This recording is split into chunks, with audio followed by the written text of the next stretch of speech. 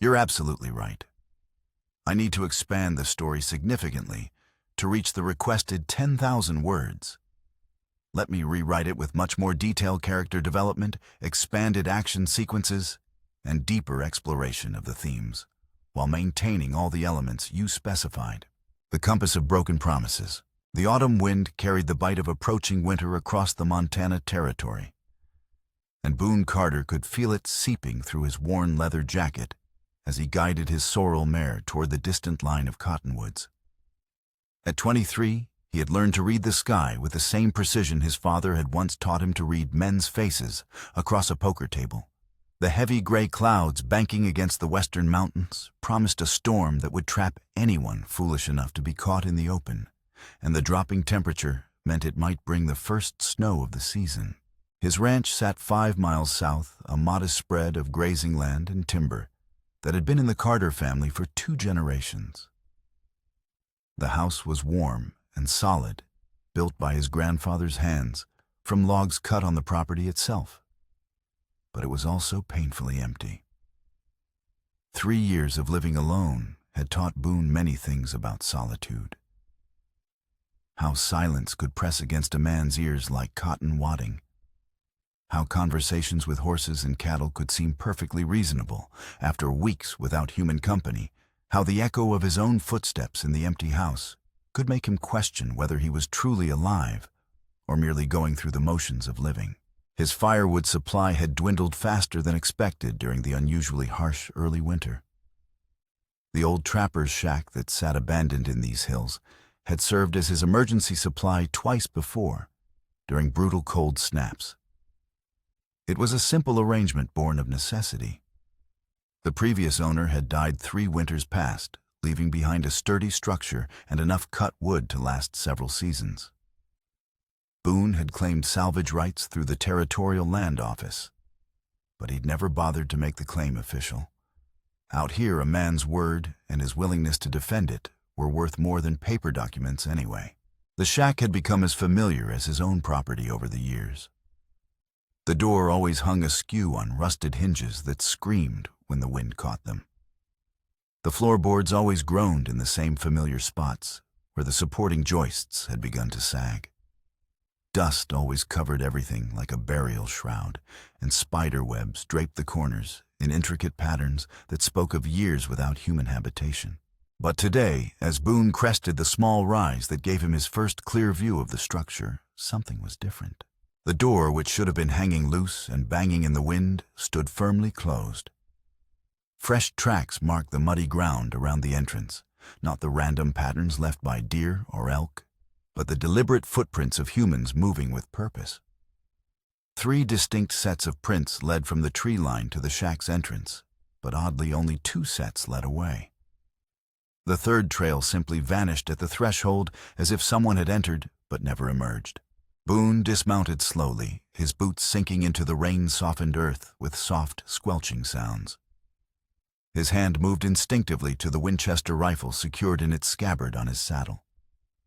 20 years of frontier living had taught him that survival often depended on the willingness to act on instinct rather than waiting for certainty. The loneliness that had driven him from his empty house seemed to intensify in the face of this mystery. Sometimes he wondered if this was all there was to his life. Endless days of solitary maintenance, of caring for animals who couldn't fill the conversational void left by his father's death, of honoring the memory of a man who had taken most of his stories to the grave. Samuel Carter had been a quiet man, one who spoke little of his past and sometimes stared at the horizon with eyes that seemed to be watching for something that never came. The wind picked up, carrying with it the scent of pine resin and the metallic promise of snow.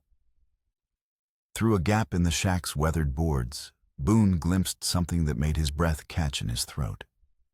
The warm orange glow of a recently extinguished fire. Smoke still curled faintly from what should have been a cold, dead hearth, and the acrid smell of burned wood hung in the air like evidence of recent habitation. As he approached the structure with careful measured steps, more details emerged that defied his expectations. Breadcrumbs were scattered near the single window, as if someone had been feeding birds or simply eating carelessly. 3 bedrolls had been arranged inside with military precision, their placement suggesting not random camping but deliberate preparation for specific occupants. The floor had been swept clean of the accumulated debris of 3 years' abandonment, and someone had even made an effort to repair the loose boards that had always marked the back wall's weak point. Everything about the scene suggested that someone had been not just sheltering here, but preparing for expected guests. The question that made Boone's spine straighten was simple and terrifying. Who had they been expecting, and why did he feel like he was walking into a trap that had been specifically designed for him? He pushed the door open with the barrel of his rifle, expecting to find squatters or drifters seeking shelter from the approaching storm. Instead, he found 3 Apache women sitting in perfect stillness on the clean-swept floor, their dark eyes fixed on him with an intensity that seemed to look straight through to his soul. They weren't surprised by his arrival. They weren't afraid of the armed white man who had just invaded their temporary sanctuary. They were expectant, as if his appearance was the natural culmination of events that had been set in motion long before he'd ever decided to seek firewood on this particular day. The silence stretched between them, like a taut rope broken only by the sound of wind whistling through the gaps in the walls and the distant rumble of thunder from the approaching storm.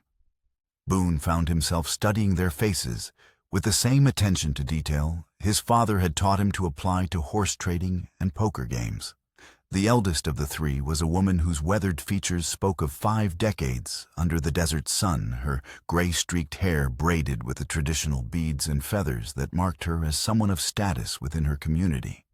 The woman in the middle appeared to be in her 40s, with the calloused hands and alert posture of someone accustomed to physical labor and ready violence. The youngest, barely out of her teenage years, had large, dark eyes that held a haunted quality suggesting recent trauma. It was the eldest who broke the silence first, her voice carrying an impossible knowledge that made Boone's blood turn to ice water in his veins. "You're late, Boone Carter." The words hit him like a physical blow. He had never seen this woman before in his life, had never traded with her people, or encountered her during his infrequent trips to the territorial settlements. Yet somehow she knew not only his name, but also his schedule, knew that he should have arrived at this abandoned shack hours earlier than he actually had. The storm outside wasn't a random weather pattern that had delayed his journey. The empty firewood shed at his ranch wasn't a simple oversight in his seasonal preparations. And these 3 women weren't refugees who had stumbled upon convenient shelter. They had been waiting for him specifically. They had always been waiting for him, perhaps for longer than he could imagine. But the question that truly made his hands tremble as he gripped his rifle wasn't how they knew his name or why they had expected his arrival. It was why the youngest of the 3 women was holding something in her small brown hands that should have been hanging around his own neck at that very moment. His free hand flew instinctively to his chest, fingers searching for the familiar weight of his father's silver compass. The chain was there, warm against his skin, where it had rested for the past 5 years, but the compass itself was gone. The young woman held it delicately in her palm, turning it over with the practiced reverence of someone who had carried it for years, who knew its weight and balance as intimately as he had once known it himself. "How do you have that?" His voice came out rougher than intended, edged with a confusion that bordered on panic. The eldest woman rose slowly from her seated position, her movements deliberate and graceful, despite what must have been considerable age. When she spoke, her English was careful but clear-shaped by years of necessity rather than formal education. "Your father saved my daughter's life 23 years ago, during the same winter you were born." She gestured toward the youngest woman with a pride that transcended language barriers. "This is Kiona. She was dying from fever when your father found us by the river during the worst blizzard anyone could remember." Boone felt the world shift beneath his feet, like ground giving way during an earthquake. His father had been a man of few words and fewer stories, someone who spoke little of his past adventures and seemed to carry the weight of unshared experiences. There had been no tales of Apache friends around the dinner table, no mention of debts owed or promises made to people whose lives had intersected with his own in meaningful ways. The fever had taken hold 3 days before your father found our camp. The woman continued her voice, carrying the weight of memory across decades. Kiona was barely 2 years old, and we had given up hope. The medicine man had tried everything, but she was slipping away from us like water through fingers. Kiona herself spoke for the first time, her voice soft but clear. My mother has told me the story many times. Your father appeared out of the blizzard like a spirit, but he was just a man with knowledge of healing that our people didn't possess. He had medicine in his saddlebags, and he stayed with us for 4 days until the fever broke. He gave us this compass when he prepared to leave, the eldest woman added, and Boone realized she must be Kiona's mother. He promised that if we ever needed help, we should find his son and return it. He said his boy would honor his father's word no matter how much time had passed or how difficult the circumstances. Thunder crashed overhead with enough force to rattle the shack's walls, and rain began to fall in earnest drumming against the roof with increasing intensity. But Boone barely heard it over the rush of emotions flooding through him. Memories of his father took on new significance. The distant look in Samuel Carter's eyes when he watched storms approach the way he had insisted on teaching his son about honor and duty, and keeping promises even when they cost everything, the stories about the importance of treating all people with dignity, regardless of their race or circumstances. "What do you need?" he asked, though part of him already feared the answer would change his life irrevocably. Kiona's mother, who introduced herself as Ayana, exchanged meaningful glances with the third woman, whose name was Takakota, and who carried herself with the controlled tension of a warrior. The silence stretched between them until it became almost unbearable. Finally, Ayana spoke her voice, dropping to barely above a whisper. 3 men are hunting us. They've been tracking us for 2 days through country they know better than we do. She paused, and in that silence, Boone heard the weight of unspeakable loss. They killed our husbands. The words hit him like bullets, each syllable carrying its own impact.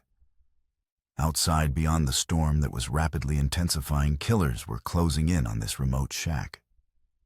These women had led their pursuers straight to his doorstep, and now he was trapped in the middle of something far more dangerous than a simple request for help. "Tell me everything," Boone said, settling back against the shack's wall while keeping his rifle within easy reach. The storm showed no signs of letting up, which meant they had time for explanations. But it also meant their pursuers would be seeking shelter from the weather, and an abandoned shack would be an obvious choice. Ayana's weathered hands folded in her lap, but Boone noticed the slight tremor in her fingers that spoke of recent trauma and carefully controlled fear. We lived peacefully near Bear Creek, 2 hard days' ride north of here.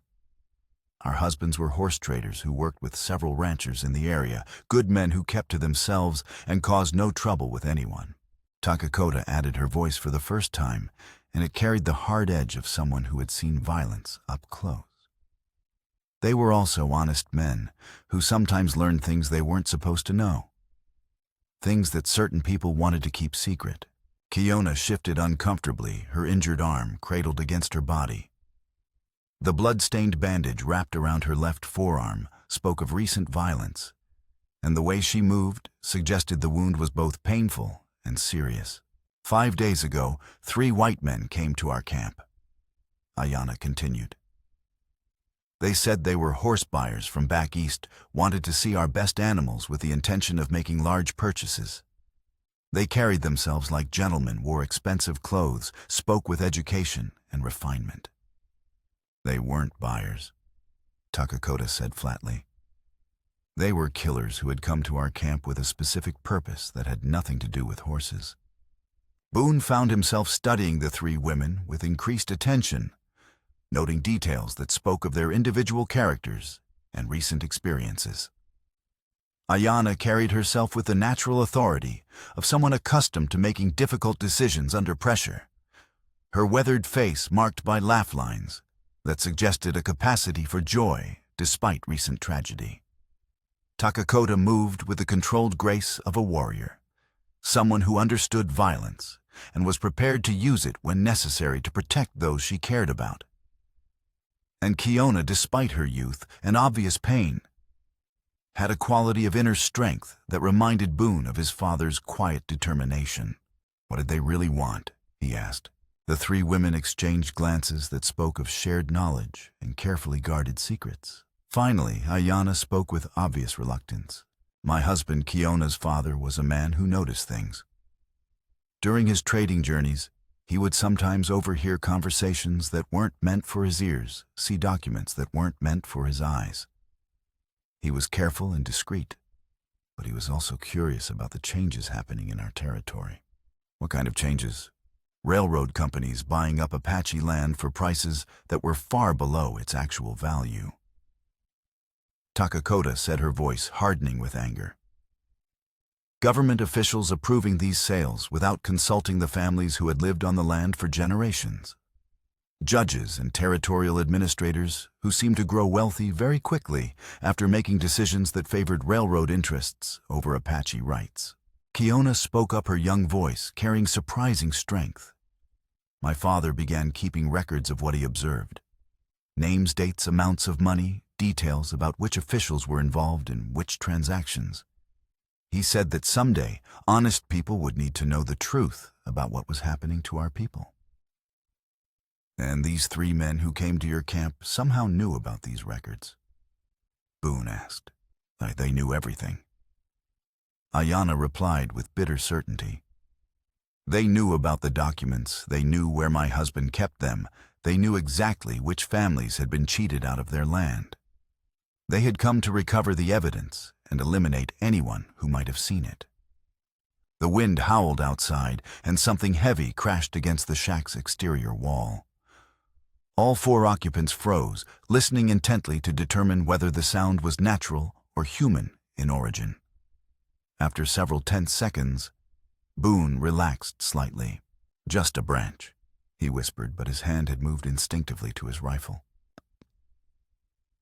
They'll find this place eventually, Takakota said with the grim certainty of someone who understood the capabilities of their pursuers. The men hunting us are experienced trackers who know this territory well. They're also patient and methodical, the kind of professionals who don't give up until their job is finished. How do you know they're still following you? Boone asked. Ayana reached into the folds of her dress and pulled out a torn piece of fabric stained with mud and dark spots that could only be blood. We found this caught on a tree branch early this morning, maybe 3 miles from here. It's from one of their shirts. I remember the pattern from when they visited our camp. She looked directly into Boone's eyes with an intensity that seemed to burn. They're close, and they want us dead. We're the only witnesses to what they did, the only people who can testify about the murders and connect them to the corruption they're trying to hide. The storm outside was beginning to weaken slightly, but Boone could feel something else approaching through the darkness. Something far more dangerous than wind and rain. The killers were out there somewhere, methodically searching every possible shelter, and this abandoned shack was an obvious place to look. You can't stay here, he said finally, his voice carrying the authority his father had once possessed. This shack is too exposed, and if they find us here, we'll be trapped with no way out. Where can we go? Ayana asked. And for the first time, Boone heard genuine desperation in her voice. Kiona can barely walk with that arrow wound, and in this weather. My ranch is 5 miles south. It's defensible, I know the ground, and I have supplies and ammunition. Boone checked his rifle, counting the cartridges in the magazine with practiced efficiency. We can make it if we move carefully and avoid the main trails. Takakota shook her head, with the tactical awareness of someone who had survived dangerous situations before. Too risky. What if they're already watching your place?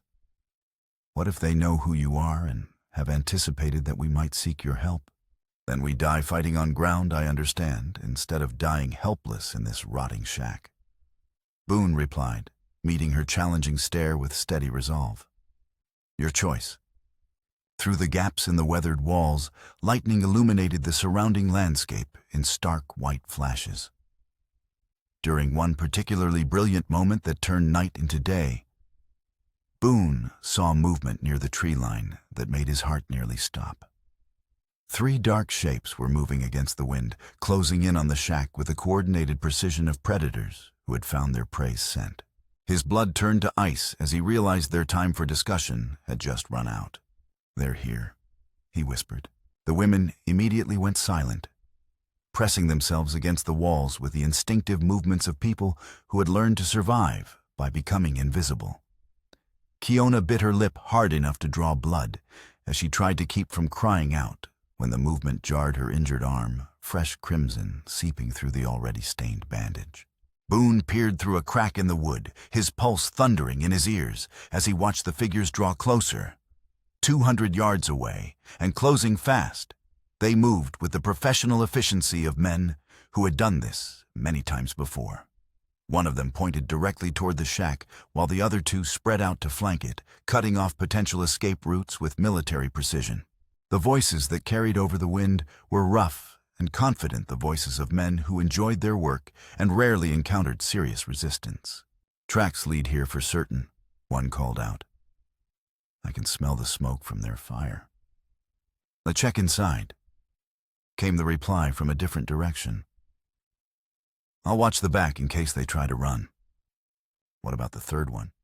Circle around to the east side. If they bolt, we'll have them in a crossfire. Boone's heart hammered against his ribs as he realized they had perhaps 30 seconds before the killers reached the shack. He turned to the women, seeing his father's compass reflected in Kiona's frightened eyes as she clutched it like a lifeline. "Oh, listen carefully," he whispered with desperate urgency.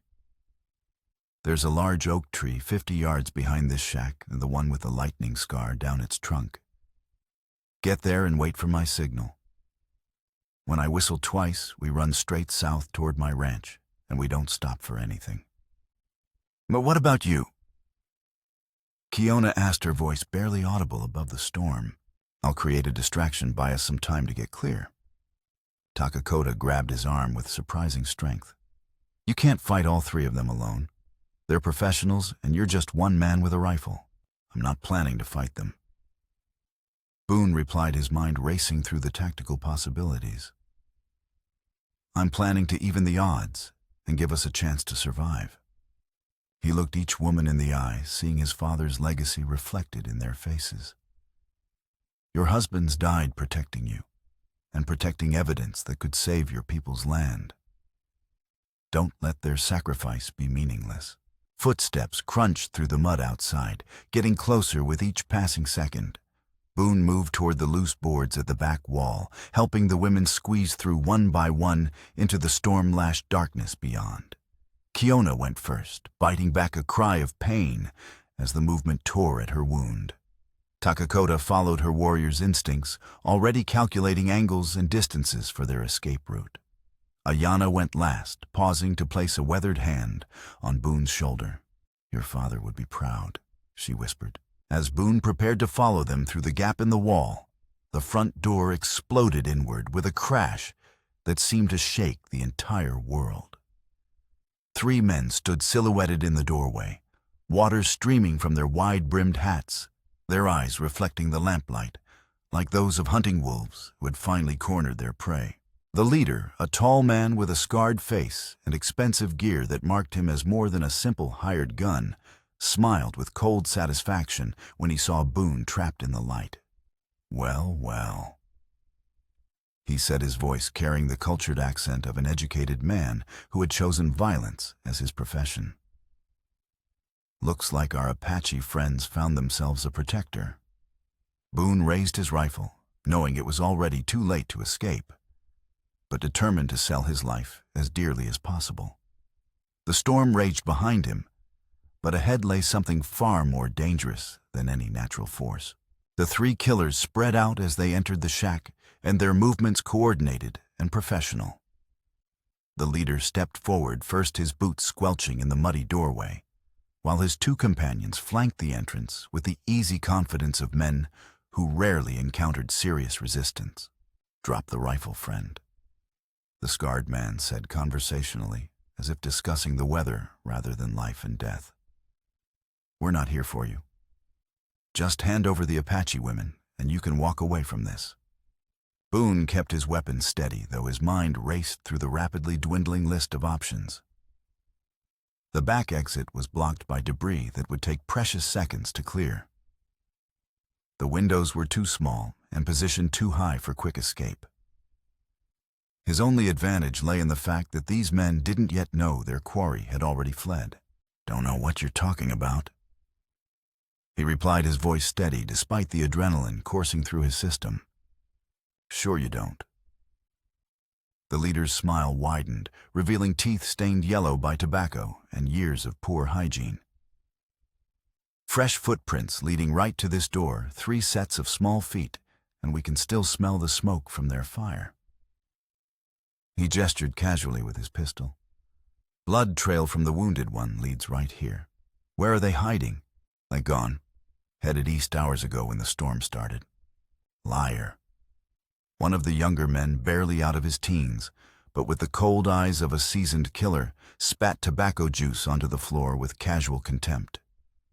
"Saw smoke from this place not 20 minutes ago, and the tracks are too fresh for your story to hold water." Lightning crashed outside, illuminating the interior of the shack in stark white detail. In that brilliant flash, Boone caught a glimpse of movement through the gap in the back wall. Takakota's face pressed against the opening, watching and waiting for an opportunity to help instead of fleeing to safety, as he had instructed. The scarred leader took another step forward, his expensive boots echoing on the wooden floor. Everything about his appearance suggested education and refinement, from his well-tailored coat to the quality of his weapons. This wasn't a common desperado or drifter who had turned to violence out of desperation.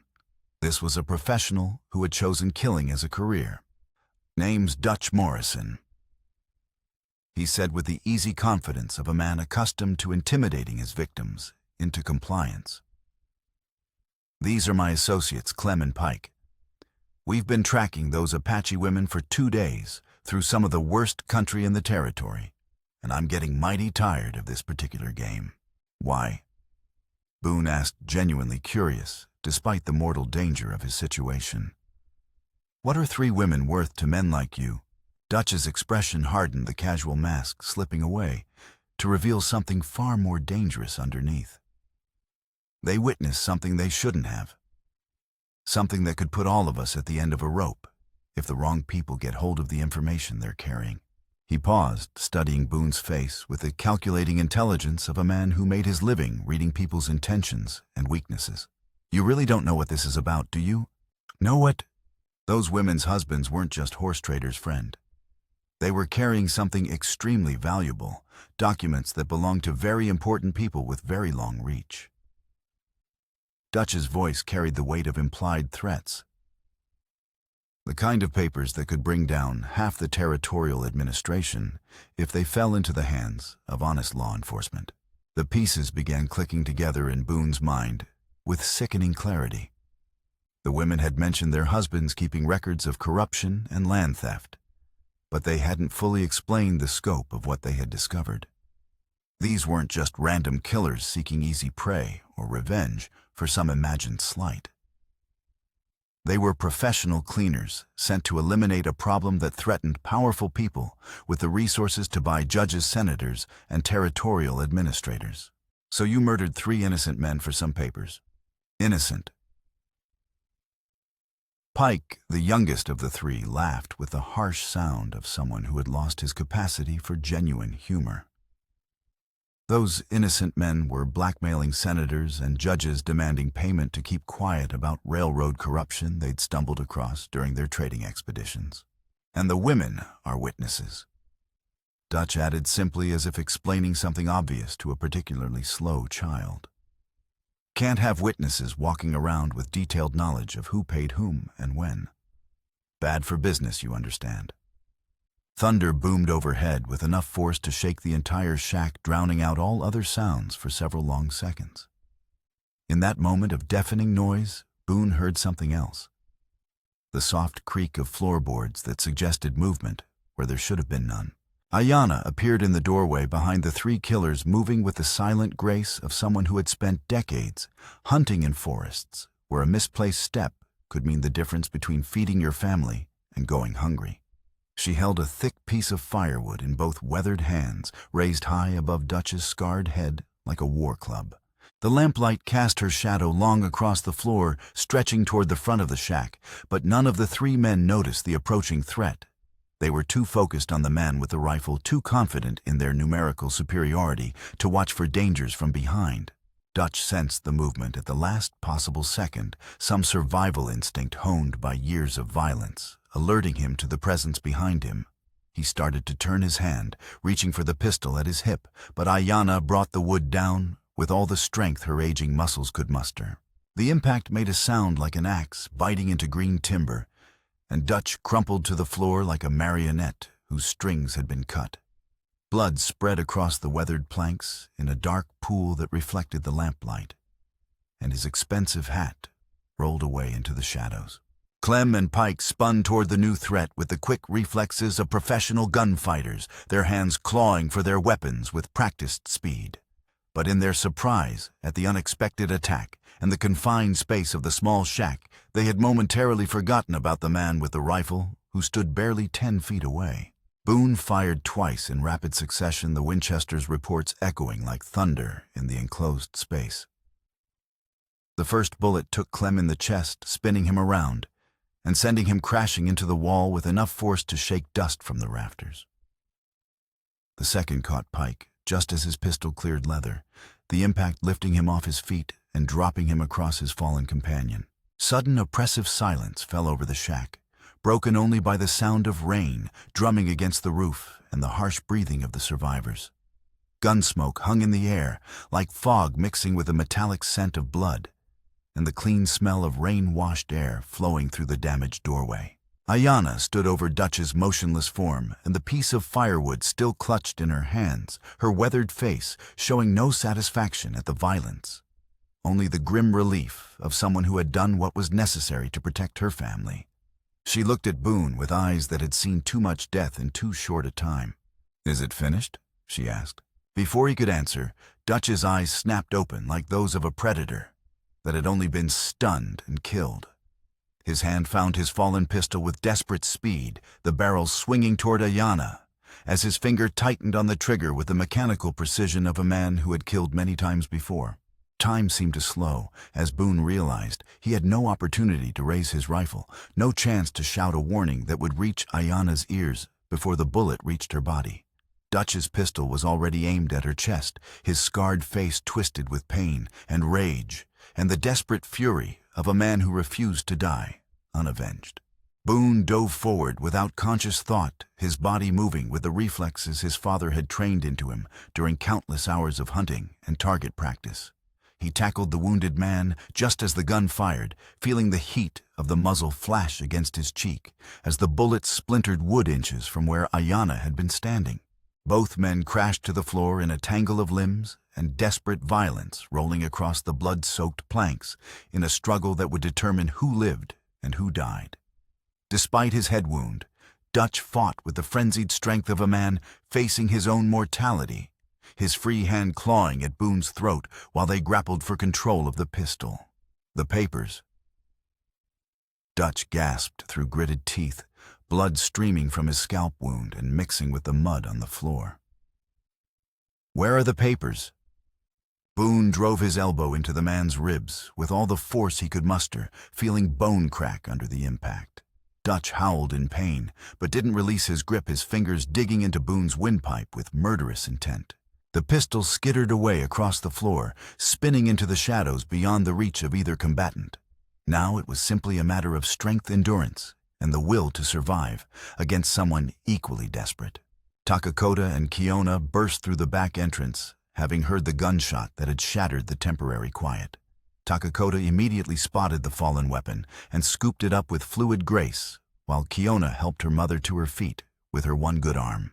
"End this," Takakota said coldly, pointing the pistol at Dutch's head with the steady hands of someone who had no qualms about killing when necessary.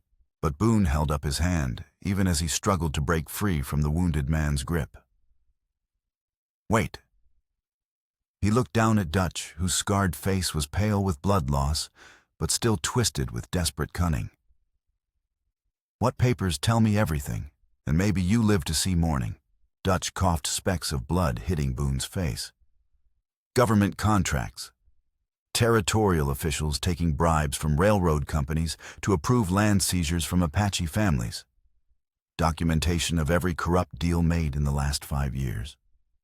His voice grew weaker, but retained its mocking tone. "Worth more money than you can imagine to the right people. Where are they?" Dutch's eyes grew crafty despite his obvious pain. "Safe. Hidden where only I know how to find them." He smiled through bloody teeth. "Kill me, and they stay buried forever. Let me live, and maybe we can make a deal that benefits everyone." Ayana stepped forward, her voice carrying the accumulated wisdom of decades. "He's lying. My husband never told me about hiding any papers. He would have shared something that important with his family. Your husband was smarter than you give him credit for." Dutch wheezed, struggling to sit up against the wall. "Kept the most dangerous secrets, even from the people he loved most. Kept them safe by making sure that no one else could be tortured for information they didn't possess." His gaze shifted to Kiona, and something flickered in his pain-clouded eyes. A recognition that made Boone's blood run cold. "But Kiona knows the truth. Don't you, girl?" All eyes turned to the youngest woman, who stood frozen in the lamplight like a deer caught between approaching wolves.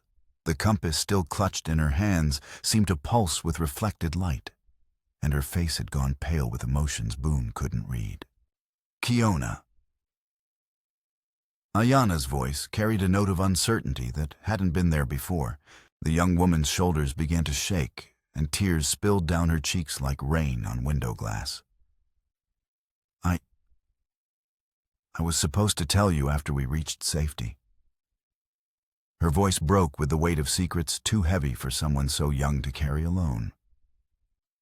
"Father made me promise to keep it secret until we found someone who could help us."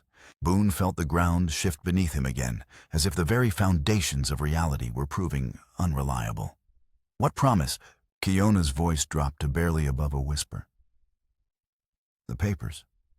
They're sewn into the lining of my dress. Father hid them there the night before the killers came to our camp." She couldn't finish the sentence, but she didn't need to. Dutch laughed, a wet, horrible sound that echoed off the shack's walls like the cry of a dying animal. "Smart man. Brilliant, actually. Who would think to search a grieving daughter for evidence of government corruption?" His eyes gleamed with malicious satisfaction despite his wounds. "But now you understand why she has to die. Why all of you have to die. You're not just witnesses to murder anymore. You're carriers of information that could bring down the entire territorial power structure." Takakota's grip on the pistol tightened until her knuckles showed white against her dark skin. "Give me one reason not to kill you right now. Because..." Dutch wheezed, struggling to sit up straighter against the wall. "I'm not the only one hunting you. My employers sent 3 separate teams to make sure this job got done right and clean." He smiled through his pain with the satisfaction of a man who held cards his opponents hadn't seen yet. "We were just the first team to track you down. Kill me, and 2 more teams of professionals will keep coming until every last witness is eliminated." The storm outside was beginning to weaken, but inside the shack a new kind of tempest was building. Boone looked at each of the women in turn. Ayana, whose weathered face showed the weight of too many secrets kept for too long. Takakota, whose warrior's instincts demanded immediate and violent action. And Kiona, barely more than a child carrying documents that could topple governments sewn into her clothing like a death sentence she couldn't remove. "What exactly is in those papers?" Boone asked, his voice steady despite the chaos and violence surrounding them. Kiona wiped her eyes with her free hand, the compass catching the lamplight as she moved. Names, dates, specific amounts of money. Detailed records of which territorial judges and senators have been taking bribes to approve railroad land deals. Her voice grew stronger as she continued, fed by the memory of her father's passionate explanations. Proof that they've been systematically stealing from Apache families, forcing sales at gunpoint, making entire communities homeless so railroad companies can build their tracks wherever they want without paying fair prices for the land. Dutch's laughter turned into a coughing fit that sprayed blood across the wooden floor. Now you understand the scope of what you're dealing with. This isn't just about a few corrupt officials taking small bribes. This is about the systematic restructuring of territorial ownership, about powerful men in Washington who have invested millions in railroad development and need cheap land to make their investments profitable. He looked directly at Boone with eyes that seemed to burn despite his weakened condition. Those papers could change the balance of power in the entire American West.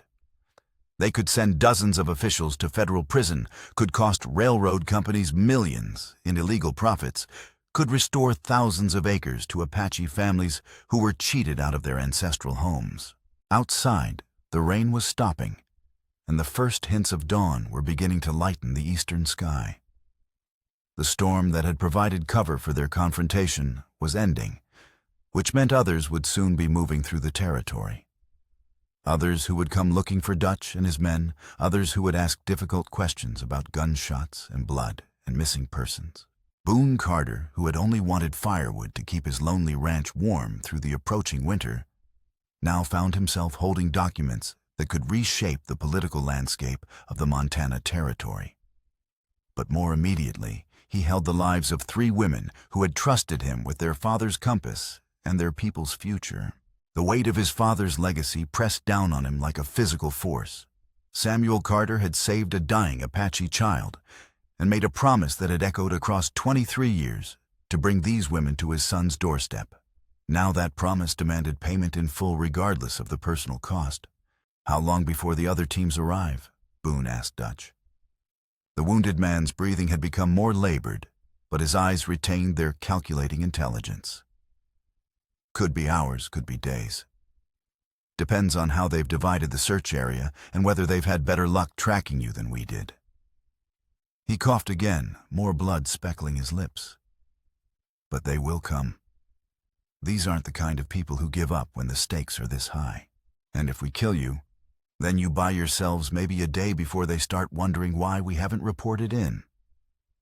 When we don't make contact at the scheduled time, they'll come looking for us." Dutch's smile was weak, but still mocking. "They'll find this place, they'll find the blood, and they'll know exactly what happened. Then the hunt will become personal, as well as professional." Takakota stepped closer, the pistol steady in her weathered hands. "Maybe we should test that theory." "Wait." Ayana said, her voice carrying the authority of someone accustomed to making life and death decisions.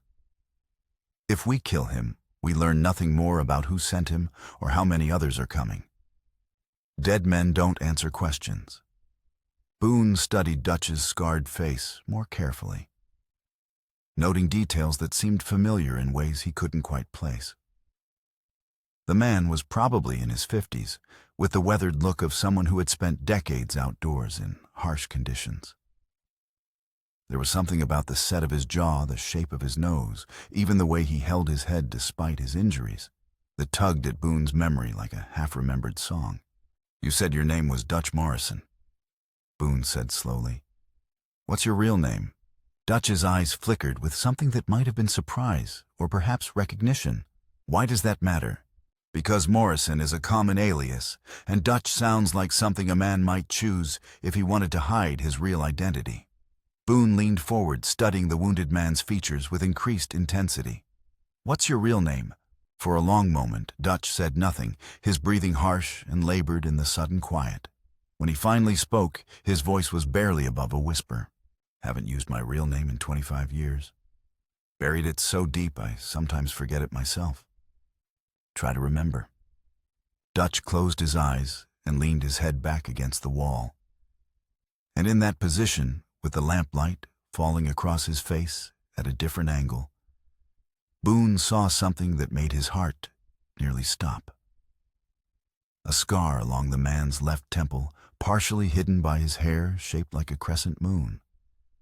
The kind of scar left by a horse's hoof during a childhood accident. His father had described a scar exactly like that during one of his rare stories about the past. A brother who had left home after a violent argument about money and morality, who had chosen a darker path than the one Samuel Carter had walked, who had carried the mark of their father's horse on his face as a permanent reminder of choices that couldn't be undone. Thomas Boone said quietly, the name falling from his lips like a stone into still water. The effect was immediate and dramatic. Dutch's head snapped up, his eyes wide with shock and something that might have been pain or recognition or both. The three women looked between them in confusion, but Boone was focused entirely on the wounded man's face. "How do you know that name?" Dutch whispered. "Because my father told me about his brother Thomas. The brother who left home 25 years ago after they fought about the kind of man he was becoming." Boone's voice grew stronger as the pieces fell into place. The brother who had a crescent-shaped scar on his temple from when grandfather's stallion kicked him during a roundup. Dutch, Thomas, closed his eyes as if the revelation caused him physical pain. "Samuel always said you were smart. Smarter than was probably good for you in a world like this. You're my uncle." "Was your uncle? Thomas Carter died a long time ago, and Dutch Morrison isn't much better." He opened his eyes and looked directly at his nephew. "Samuel never told you about me because there was nothing good to tell. I made choices he couldn't forgive, became the kind of man he raised you not to be." The wind outside had died to barely a whisper, and in the relative quiet they could hear the distant sound of approaching horses. Multiple animals moving at a steady pace, their hoofbeats carrying across the morning air like drumbeats announcing an approaching army. "They're coming," Takakota said grimly, moving to the window for a better view. Thomas struggled to sit up straighter, his face pale with blood loss, but his mind suddenly sharp with purpose. "Listen to me, all of you. Those men coming aren't like Clem and Pike. They're professionals who work for people with the power to make entire problems disappear permanently. And help us," Boone said, kneeling beside his wounded uncle. "You know them. You know how they think you know what they're expecting to find here. Help us survive this." Thomas looked at each face in turn. His nephew, whom he had never expected to meet under any circumstances. The three Apache women whose husbands had died for stumbling across dangerous secrets. The compass that connected all their fates across decades of choices and consequences and family obligations that transcended death itself.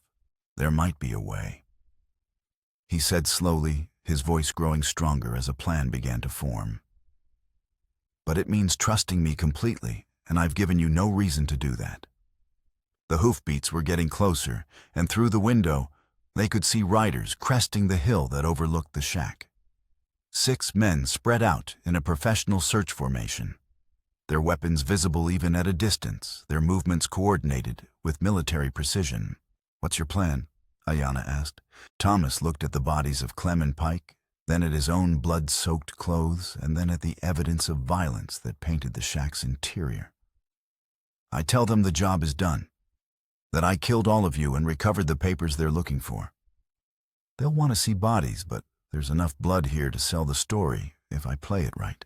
And then Takakota pressed her warrior's instincts, immediately grasping both the possibilities and the dangers. "Then I lead them away from here and buy you time to get those papers to someone who can actually use them." Thomas's voice grew stronger as he spoke, fed by a purpose he hadn't felt in decades. "There's a federal marshal named Tom Bradley who's been trying to crack down on railroad corruption for years. He's based in Tucson, but he travels this territory regularly." Boone felt another piece of the puzzle click into place. "Bradley. My father mentioned him once. Said he was one of the few honest lawmen in the territory. Samuel helped him track down cattle rustlers near the border about 10 years ago. Thomas confirmed. Bradley's clean one of the last honest badges in a system that's rotten from top to bottom. If anyone can use those papers to bring down the people who ordered these killings, it's him. Why would you help us? Boone asked, studying his uncle's scarred face for signs of deception. Why betray your employers and risk your life for people you barely know? Thomas was quiet for a long moment, his fingers unconsciously tracing the crescent-shaped scar on his temple. When he spoke, his voice carried the weight of 25 years of regret.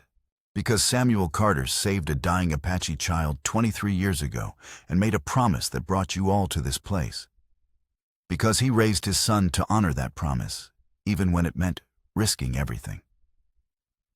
He looked directly at Boone with eyes that suddenly seemed familiar. Because maybe it's not too late for a Carter to choose the right side of something that actually matters.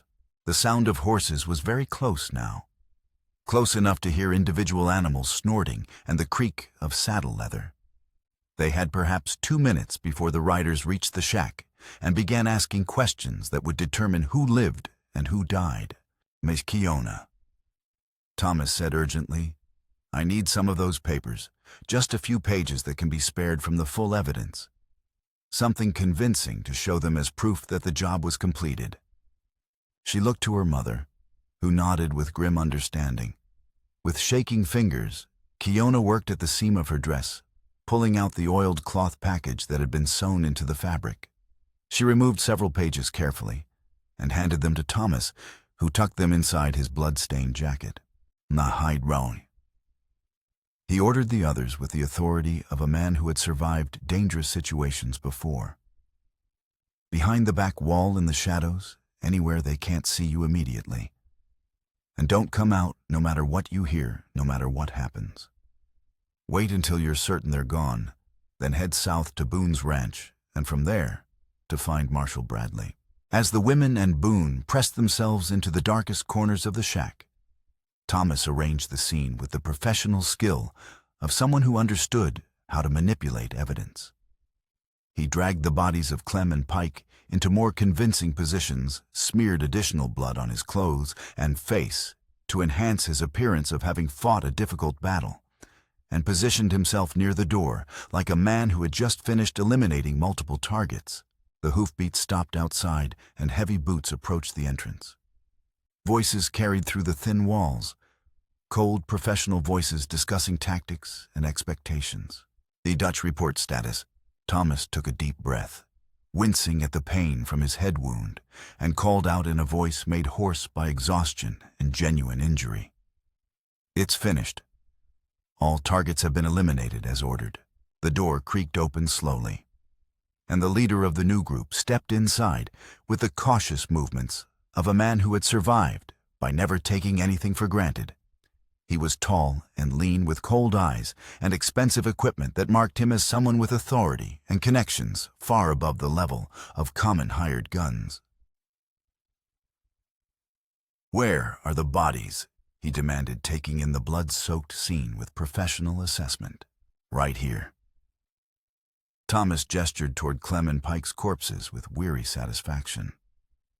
The rancher put up more of a fight than we expected. Had to put him down hard to keep him from alerting the whole territory. I see 2 bodies. Intelligence indicated 4 targets. Thomas nodded toward the back of the shack where shadows concealed the hidden survivors. Apache women are back there. Made quite a mess of it when they tried to fight back, but the job's finished according to specifications. The leader's eyes narrowed as he studied Thomas's wounds and blood-stained appearance. You look like hell, Morrison. Feel worse. Thomas admitted, which was entirely accurate.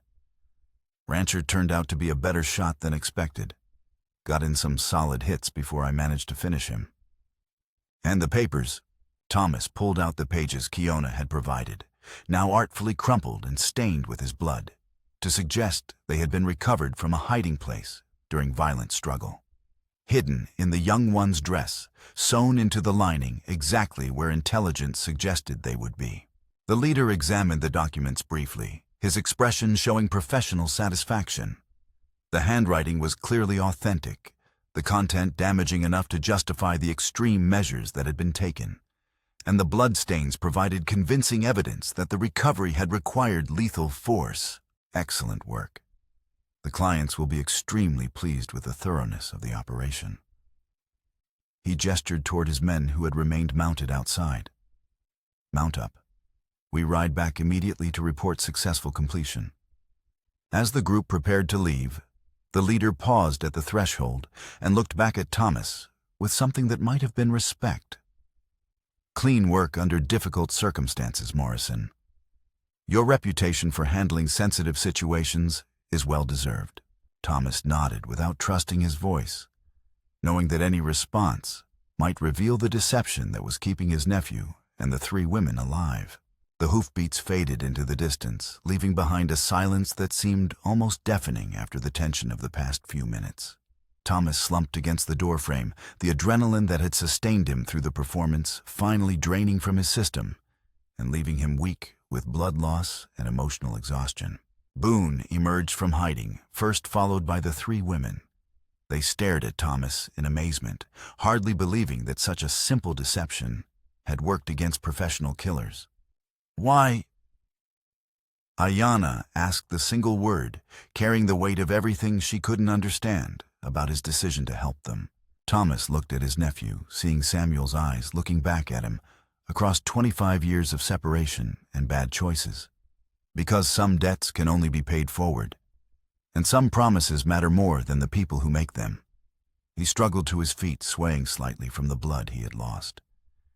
Because my brother saved a life and made a commitment that transcends his own death, and maybe his son isn't the only Carter who should honor that legacy. What about you? Boone asked, studying his uncle's pale face with concern. Thomas smiled, and for the first time since Boone had met him, the expression reached his eyes and transformed his scarred features. I'm going to disappear. Change my name again, find someplace far from here where neither Dutch Morrison nor Thomas Carter has ever been heard of. He looked at the compass in Kiona's hands one final time. Give that back to its rightful owner, and get those papers to Marshal Bradley before more good people die trying to protect secrets that should never have needed protecting. He paused at the door, looking back at the four people whose lives had become entangled with his own, through circumstances none of them could have predicted. Samuel would be proud of the man you've become, nephew. Make sure those papers reach honest hands, and maybe some good can come from all this killing. As dawn broke fully over the Montana territory, Thomas Carter walked away from the abandoned shack and vanished into the wilderness, carrying with him the weight of a quarter-century of bad choices and one final act of redemption that might balance the scales of his corrupted life. Behind him, his nephew and three Apache women prepared for a journey that would change the course of territorial history. If they lived long enough to deliver evidence that could topple governments and restore justice to families who had been robbed of their ancestral homes. 3 days later, Boone sat across from Federal Marshal Tom Bradley in the lawman's temporary office in a dusty territorial town 30 miles south of the abandoned shack. The documents were spread across the scarred wooden desk between them, like evidence in a trial that could reshape the political landscape of the entire American West. Bradley had spent the better part of 2 hours reading through the papers in complete silence, his weathered face growing progressively darker with each page.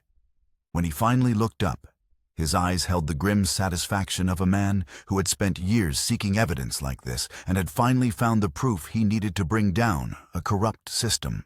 Son, he said slowly, his voice carrying the weight of decades in law enforcement. Do you have any idea what you've just handed me? Justice, I hope, Boone replied unconsciously, echoing his father's teachings about the importance of doing what was right, regardless of personal cost. Justice, chaos, and probably the complete restructuring of territorial government. Bradley said, carefully organizing the papers with the reverence due to documents that could topple empires. Half the current administration is going to be in federal prison before this investigation is complete. Railroad companies are going to lose millions in fraudulent contracts and illegal land acquisitions. And the Apache families who were cheated out of their homes. He smiled for the first time since Boone had arrived. They're going to get every acre back plus damages for the years they've been displaced. The evidence is solid enough to stand up in federal court. Ironclad. No corrupt territorial judge can dismiss this. No bought politician can make it disappear. No railroad company can claim ignorance of the systematic fraud. Bradley locked the documents in his office safe, spinning the combination dial with careful precision. This is the kind of evidence that honest lawmen spend their entire careers hoping to find. How long before you can act on it? Bradley pulled out a telegram form and began writing with quick, efficient strokes. I'm sending word to the federal prosecutor in Denver tonight. There'll be warrants issued within the week, arrests within 2 weeks, and trials beginning within the month. He looked up at Boone with professional admiration. This is the break that's going to clean up the entire territorial justice system. That evening, Boone returned to his ranch to find the 3 Apache women waiting on his front porch. They had recovered significantly from their ordeal. Their wounds had been properly treated, they had found clean clothes to replace their blood-stained garments, and most importantly, they carried themselves with the dignity of people who had survived a terrible trial and emerged victorious. Marshal Bradley has everything he needs, Boone reported as he dismounted from his horse. He says the evidence is strong enough to bring down dozens of corrupt officials and restore thousands of acres to Apache families. Ayanna nodded with quiet satisfaction that seemed to encompass not just this victory, but decades of struggle for justice. And the men who killed our husbands will face federal charges for murder conspiracy and violations of territorial law. Bradley says the death penalty is likely for at least some of them. Boone removed his hat respectfully. Your husband's sacrifice wasn't meaningless. The evidence they gathered is going to save countless families from losing their homes. Keona stepped forward and held out his father's silver compass, its polished surface catching the late afternoon sunlight and reflecting it back like a beacon. This belongs with you now. The promise has been kept. Boone took the familiar weight in his hands, feeling the connection to a father he had never fully understood until these past few days. The compass needle pointed true north with steady precision, just as Samuel Carter had taught him a man's conscience should always do, regardless of external pressures or personal cost. What will you do now? He asked. Uristum. Return home to our people, Ayanna said with simple dignity. Tell them that justice is finally coming after years of suffering and displacement. Tell them that there are still honest men in positions of authority who will fight for what's right when given the evidence they need. As they prepared to mount their horses for the journey back to their community, Takakota turned back to Boone one final time. Her weathered face showed a mixture of gratitude and respect that transcended cultural boundaries. Your father saved more than just Keona's life 23 years ago, she said quietly. He saved the future of our entire people by making a promise that his son would honor even when it cost him everything. She paused, choosing her words with care. And your uncle found his way back to honor before it was too late. That matters more than all the years he spent walking the wrong path. Boone watched them ride away into the sunset, 3 silhouettes against the vast Montana sky that seemed to stretch forever in all directions. Then he looked down at the compass in his hands, its needle pointing steadily north toward truth and justice, and all the principles his father had tried to teach him about what it meant to be a man of integrity in a world that often rewarded the opposite. He had left his ranch looking for something as simple as firewood to keep his home warm through the approaching winter. Instead, he had found something far more valuable. The knowledge that some promises transcend death itself, that the choices made by one generation echo through the decades in ways that can never be fully predicted, and that honor is not just a word, but a way of living that demands sacrifice from those who choose to embrace it. In the months that followed, as corrupt officials were arrested and tried in federal court as Apache families reclaimed their stolen ancestral lands, as railroad companies paid massive fines and reparations for their fraudulent practices, as the entire territorial government was rebuilt on foundations of honesty rather than systematic graft. Boone Carter would think often of that storm-lashed night in an abandoned shack where destiny had been determined by the weight of a silver compass and the power of promises kept across generations. He thought of 3 women who had carried dangerous evidence sewn into their clothing like a secret that could change history. He thought of an uncle who had chosen redemption over easy money when faced with the ultimate test of character. He thought of a father whose quiet act of kindness to a dying child had set in motion events that would reshape the political landscape of the American frontier. Most of all, he thought about the interconnected nature of human choices and consequences, about how every act of courage sends ripples through time, like stones dropped into still water, creating waves that reach shores that the original actor could never have imagined. The compass his father had given to save an Apache child's life had finally returned home, its needle pointing not just toward magnetic north, but toward the true north of human decency, justice, and the kind of moral courage that builds civilizations worth preserving. And in the vast, unforgiving landscape of the 19th century American West, where survival often seemed to depend on putting personal interests above communal good, that was a direction worth following, no matter how difficult the journey or how high the personal cost of staying true to the path.